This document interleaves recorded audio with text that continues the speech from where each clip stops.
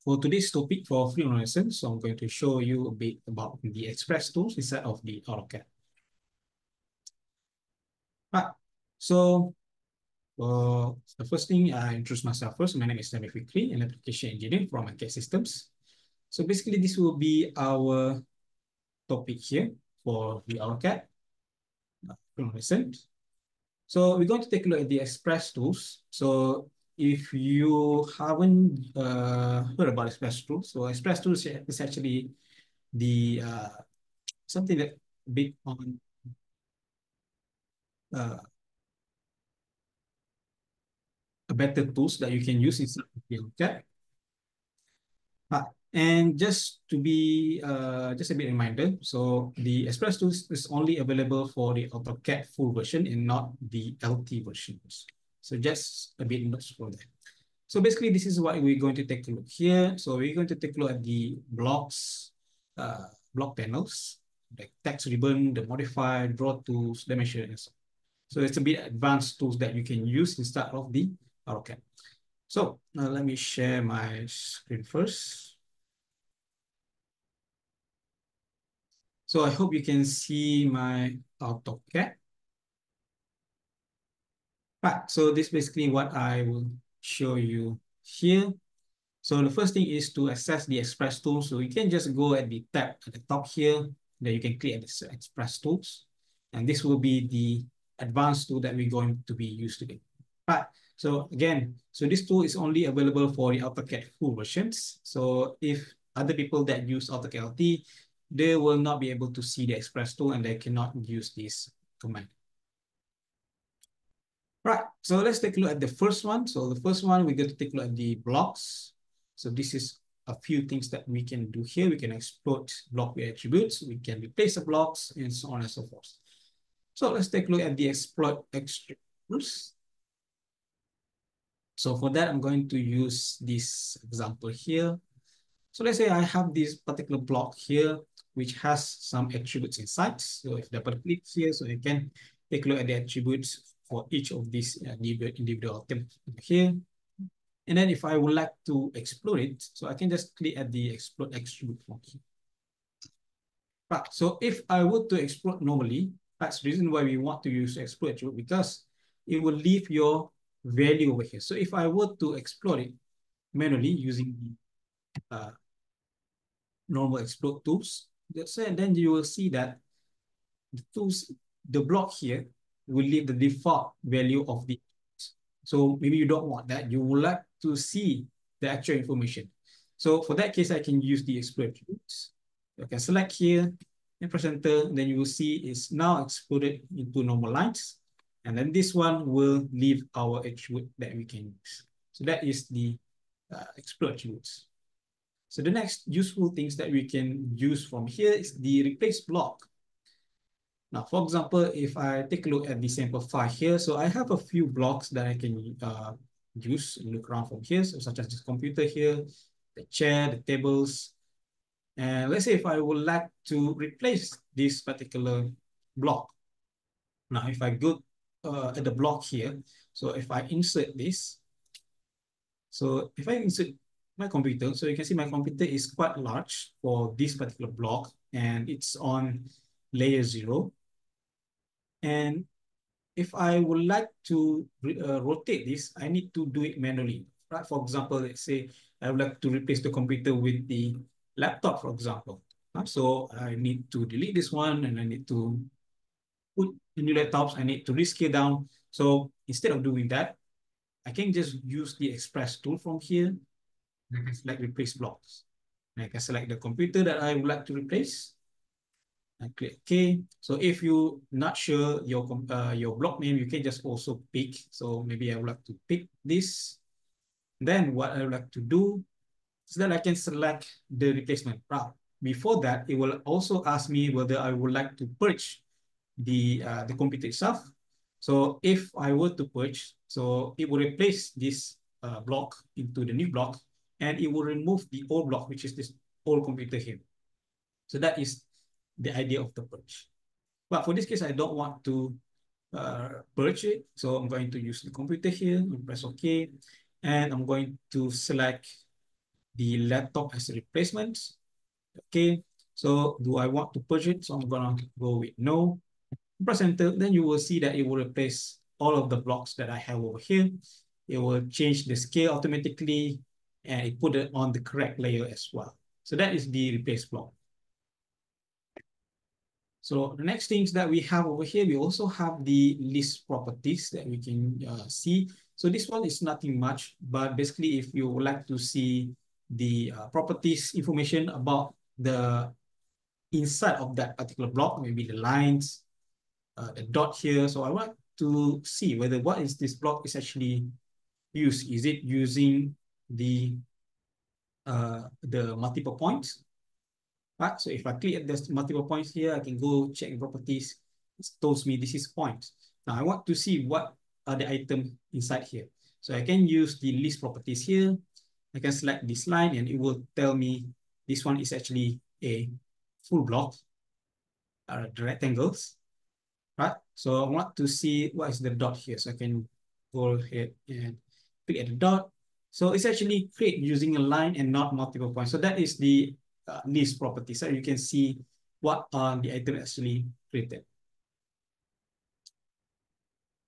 So down here, you can also find other things that related to the blocks. So such as the copy nested objects. For example, maybe you would like to copy some items, right? Maybe this item over here. So normally you need to explode it first.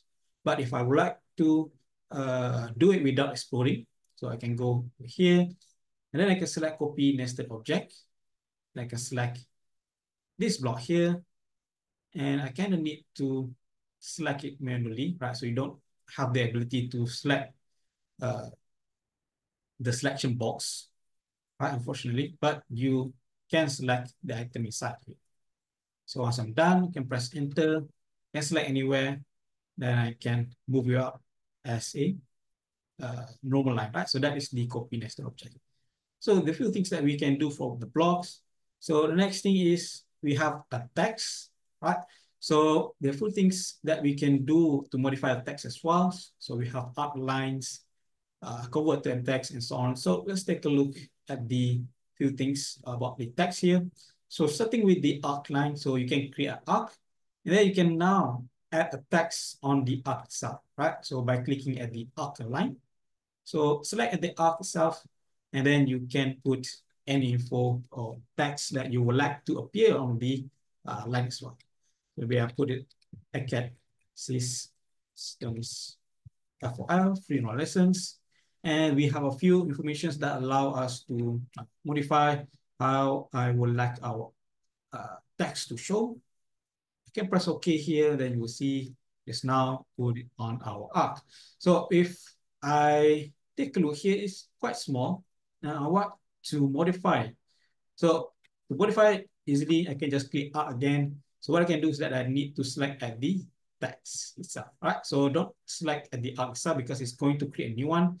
So I'm going to create at the text, and then it will reappear back the text attribute. And over here, I can specify the text height. Maybe I make it somewhere around, let's say, 20. I can adjust the width factors, maybe offset from the arc, maybe and make it slightly bigger, right? Let's say around 10, for example. So I can press OK. So I have this text created. But again, maybe other settings that I would like, maybe make it slightly offset from the first and the last. So I can go and re-edit back, right? So I have offset from the arc.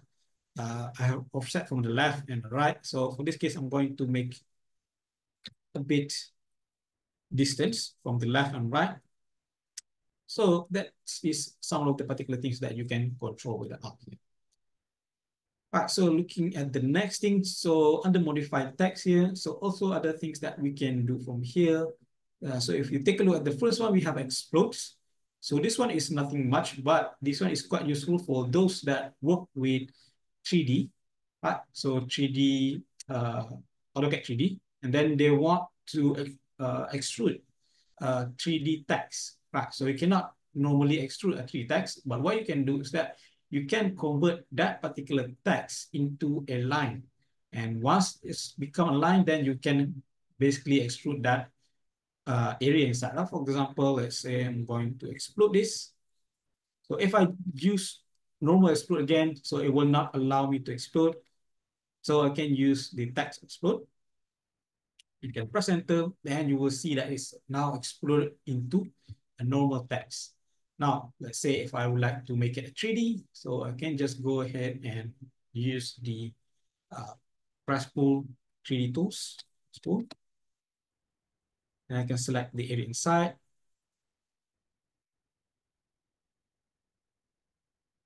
So I have a few 3D text here. So if I take a look at the conceptuals, so I have now have a basically solid for 3D. So this one is particularly useful if you work with the 3D. Oops, let me just change back to 2D. So other things that we can find from here is the change case. So if you would like to edit quickly, for example, maybe you need to make the text become uppercase, lowercase. So you can use the change case from here. So I just need to click here, press enter, and I can select, maybe I would like to have all of the text here become uppercase. Maybe I would like to make it at for every text has an uppercase at the front. Right? So I can use change case, enter, and I can select titles. And there are different type of settings that you can basically choose from here. So that is the change case. So you can also rotate. So this one, you can just use normal rotate as well. But let's say if you need to fill in on certain area, for example, maybe I have a block like this. And what I would like to do is that I would like to make that this text fill in inside of this block. So what I can do normally is that I can go to the modify, sorry, I can go to the text style from here, and then I can readjust the width factor. But if I do it manually, I need to do it every times just to make that sure that it will be filled inside, right? So the multiple times that I need to do. But with this case, I can just use fit. So I can select text, then I can specify the area, fit text, then I can specify the area. So it will try to fill in based on the direction that I choose. Let me just delete this one. So other things, you can also adjust the justify. So maybe I have this text here. So I would like to make it justify maybe middle centers. Right? So middle centers, so it become middle centers. So other things that I can do is that I can also convert single line text to M text. Now, for example, if I have a multi-line text, like over here, if I double click, so you can see it is multi-line text. I can turn this into a single line, so I can just explode it, X for explode. When I click here, so now it's become a single line text. What if I would like to reverse it? Maybe the text here. I would like to combine them together into M text. So that is where this item can use, right? So it's like go to M text, select multiple text that I would like to bring in, and press enter. And when I double click here, so now it's become multi-line text. So that is the M text. So other things, we can also auto number the text. We can also impose the in object. As for example, let's say I would like to put a number on this text here, and I can use the auto number. I select the text. Maybe I select the first one first, and then the third one, and then I go back here. So the reason why I choose not to put it on in order, because we actually have an ability to select by order. So it will put the number first based on the step that I select. And then from here, I can specify the number and the increments. Maybe I would like to start with number 10. And maybe I would like to make it for 11, 12, 13, so I can put it 1. Or maybe I just want to 10, 20, 30. So I can put another 10 over here. And I can press enter. And then I can specify whether I would like to prefix, basically move the text, the number at the front, or maybe move the back. So this is the type of things that I can control. So I'm going to use prefix, and then you will see that the first one is 10, the second one, 20, 30. It's actually based on the order that I've selected. But what if I don't want this based on that order? So I can select it one by one, the first one, the second one, third one.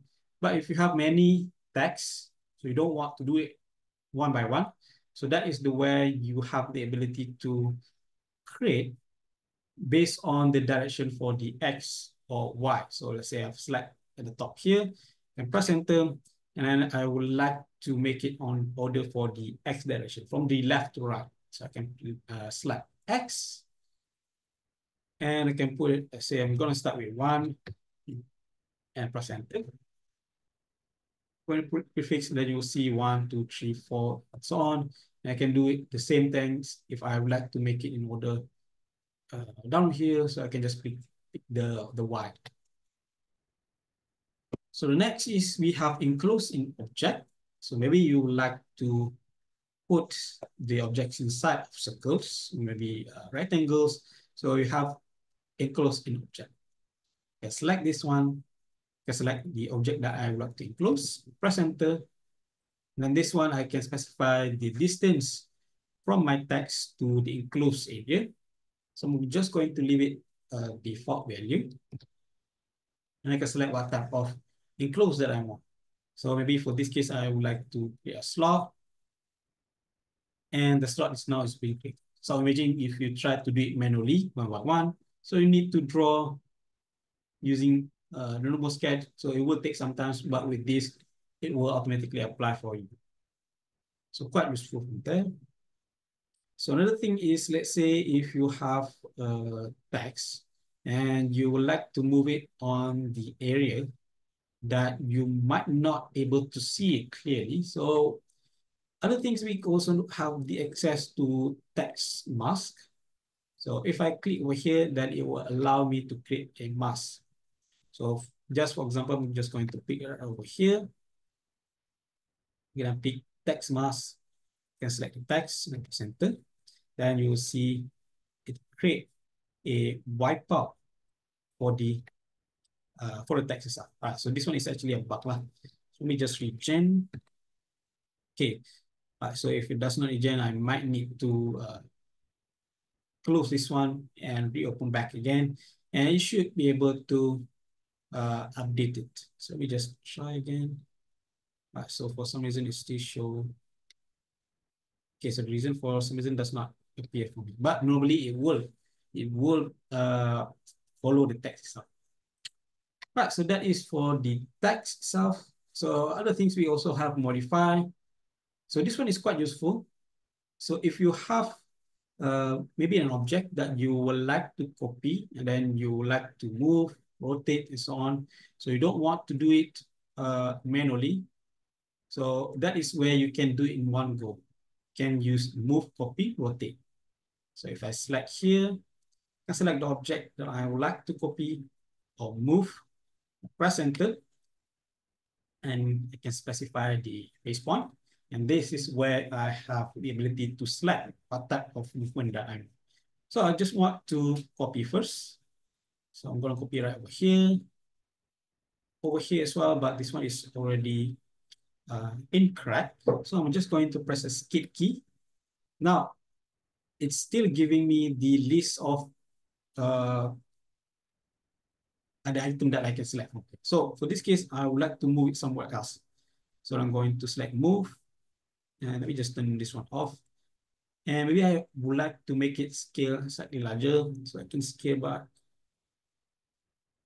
Then copy again, and I would like to maybe rotate as well, so I can just press a escape key. It will continue from the last tools that I copied. So that is the move tool. So you don't have the, you don't need to redo for each of the individual command. So for the stretch multiple here is just allowing to stretch multiples area. So for example, let's say I would like to stretch this two resistor at the tops and maybe the battery at the down here. So I can use the stretch multiples and I can specify the area that I would like to stretch. And I can select here as well. And I can press enter and I can select and then I can move. So you can see that it's only move one, but once I click, it will update for the rest of the area that I would like to move as well. So that is the stretch. Right, so down here, we also have several other things that we can make our drawing easier. So over here is flatten object. So again, this one is also have a relation with the 3D. So for example, if I have this 3D valve here, and what I would like to do is that I would like to make it flat. So this is where I can select flatten object. So what it will do is that it will convert this into a 2D. So I can select flatten object, select the object itself, and I can press enter. Then it will ask me whether I would like to remove the lines. Maybe a no. I can press enter again. So it will convert this into 2D. So basically it's going to flat this one out.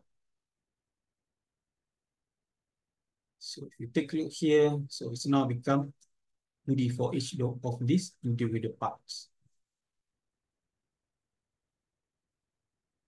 Right, so that is for the 3D itself. But what if I have 2D? So sometimes when people create 2D sketch, maybe they accidentally move the item on the Z directions. Right, so you might find something like this. So if I take a look here, so you can see the area.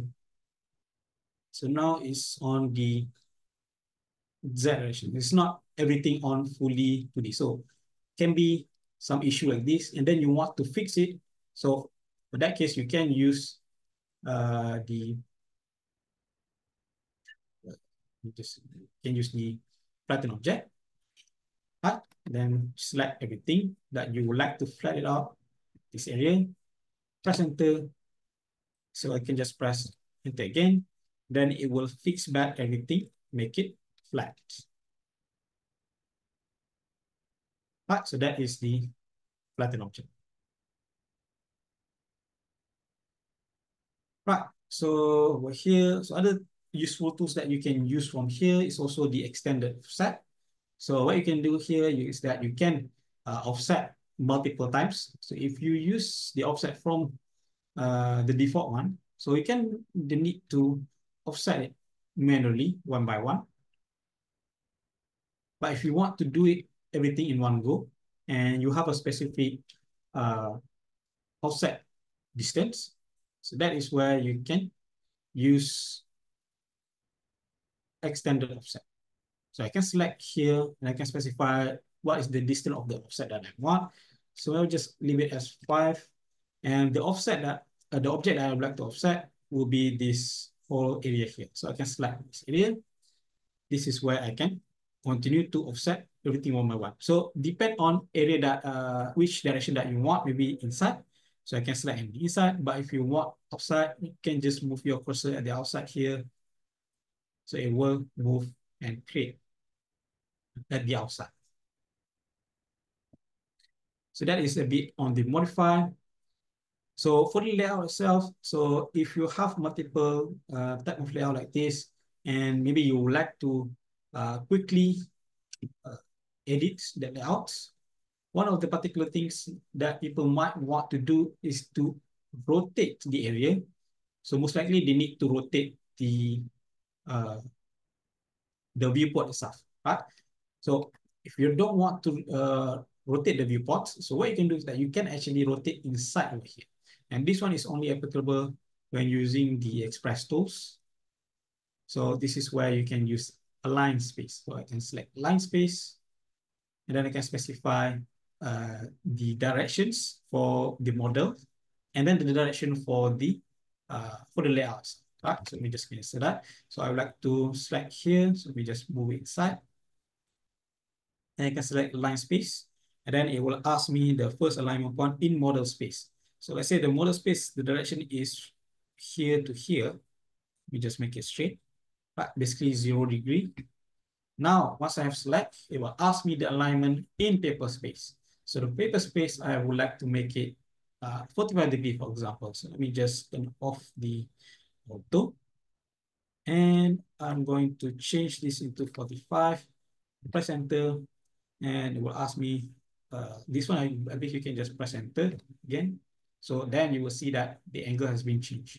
Maybe this one, I would like to rotate it 90 degree, again, just double click inside, and then you can align space here to here, maybe 0 degree for the models, and then do it again for the paper. So the paper size, I would like this to be 90 degree. Again, so it would rotate. So that is the align space. Other things, you can also synchronize a viewport. For example, let's say if I have this type of layout here, and the scale here is 3, while the scale that I have, okay, so this one is the same scale. Let me see over here. This one is 6. Maybe I like this, the 6 ones to copy for these two. So these two I would like to be 6 as well. So that is where you can use synchronized viewport. So I can select synchronized viewport, select over here, and I can select the other two. So it will follow the first one that I have selected. I press enter, so you can see the scale is now changed into 6. So currently it's custom, but it should be 6. So if you take a look here, this one is 6. Same again, if I would like to make it follow this one as well. So again, I can use synchronized viewports and it will follow the scales. So if you're not sure what are the scales, sometimes when you take a look at the layout, it's giving you the scale of customs. So for example, this one we can see it clearly. This one, let me see. So this one is custom, so I'm not sure. I can take a look over here, but it's giving me 0.1536 something. So if you want to see it clearly, you can also go down here at the layout. You can select list viewport scale. And when you click over here, it will specify this is actually 1 to 6.51, right? So down here, we also have the ability to view the scale of our viewports. So that is on the layout. So a few things left. We also have draw. Maybe if I take a look here, and I have this object here, which is have a long road at the middle here, but I don't want to put it the long road. I just want to specify there are a long road, but I don't want it to make it very long. So this is where usually people will use a break line. Right, so from here, you can just use break lines easily. Okay, just select from here to here. You can press enter, so it will create a break line for you. So if you would like to have a different scale for the break lines, when you click the break line, you can change the scale down here. Maybe I would like to make it smaller, so maybe 2.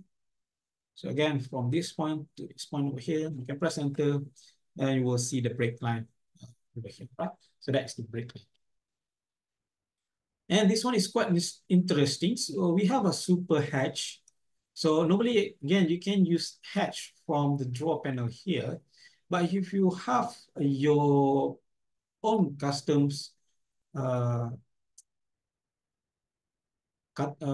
custom patterns, and you don't have that inside here, so what you can do is that you can use the super hatch. So for example, let's say I have this item over here. I would like this to be the patterns that will be filled in inside here. So that is where I can use the super hatch. So I can select super hatch, and there are a few things that I need to use. Is based on this area here. So if you have image, you can pick image. But for this case, I'm going to use a block, right? So this is the block I create. So I'm going to pick a block, and the block is the star pattern, which is this one. I press OK, OK again, and I can specify the area inside. I can specify the scale for this block here. I'm just going to make it, let's say, half of the size, let's say 0.5, and the scale factor will be the same. I don't need any rotation, so I'm going to leave it 0. Okay, so sometimes when you do it in the first times, it give you a fail warning. So you can just do it the second times. So you should be able to correctly create. So just create again, put over here. So I would like to be 0.5. Enter again, 0 rotations. And now it will ask you whether this placement is acceptable or not. So for this case, will be yes. Enter. And then you need to specify the block area. So if you would like to have some distance from one block to another, you can just click and draw the box area. But for this case, I would like to make it like the exact area of this block here. So let me just change my snap, say 2.5. So the blocks will be from here to here. Then once I'm done, I can press enter, and then I can specify the area for the block will be inside here. I can press enter. Then you will see it is now hatched inside of the atom using the block. So that is super hatch. Right, so other things for dimensions, I believe there are nothing much here. But for example, let's say if you have a dimension created and you did some modification on the dimension itself. So maybe this one is 50, but for some reason I want to cheat it a little bit, turn this value into, let's say, 45, for example. So it's no longer the actual size. So if I would like to reset back, that is where I can use reset text. So I can select here, press enter, so it will reset back the defaults. Other things that I can do from here is that I can also import and export the styles, which is where the text styles that you have over here, sorry, the dimension style that you have over here, you can export it out. You can import back in using the Express tool. Maybe I would like to export this one. You can specify the location that I would like to export it. Press OK. Then if I would like to import back, then I can use the import styles. Again, select the dimensions settings. Then it will bring it into the dimension styles. Now, the last things on the Express tools is that from the tools here, so this one is not quite important, but if you take a look down at the tools here, you can also create your own line types. Now, for example, if I go back here again, from the other, I can load a different type of line that I can use from here. Maybe gas that I see here. So I can select and then I can create it. Maybe I have my own type of line. So that is where you can create it using custom line type tag.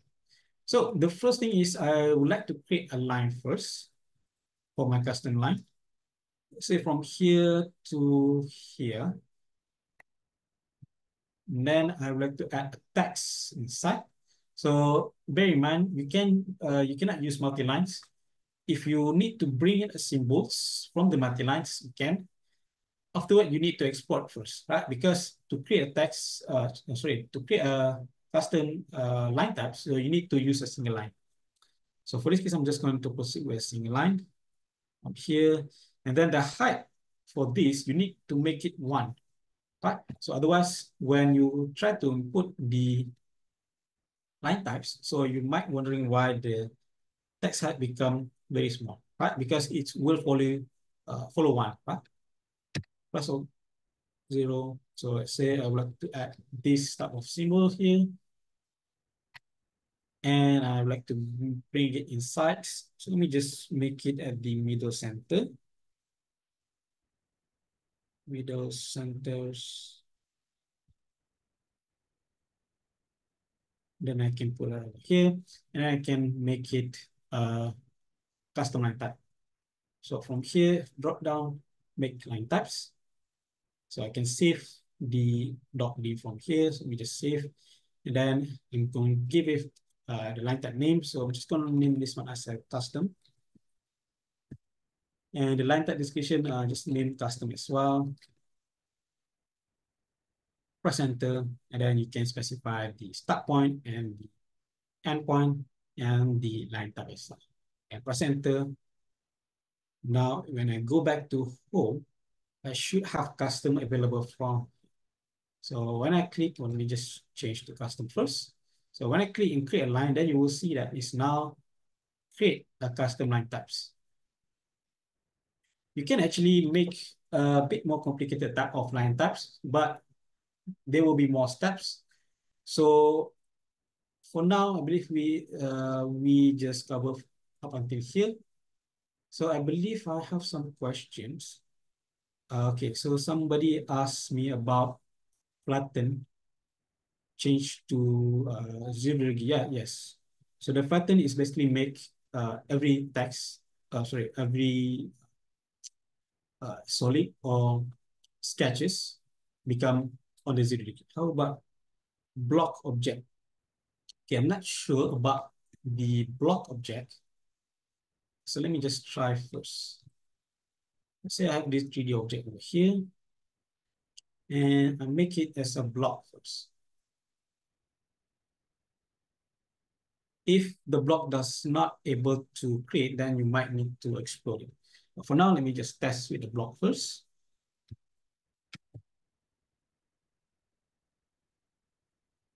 Let me just pick anywhere from here, select everything, press OK. So now should be a block. And let me just flatten up. Tools, flat the object, should be this object, enter. Looks like it's able to flat the block as well, but it will explode it into different parts lah. But so if you still need that into one single object, so what you need to do is that you need to use a join. But you can explode as a block, but it's still exploded into different objects. Right, so I believe that is all from me. So I hope that answers your questions. So I believe, right, so we can stop from here. I hope I can see you guys on our next video lesson. So have a nice day and bye-bye. Thank you.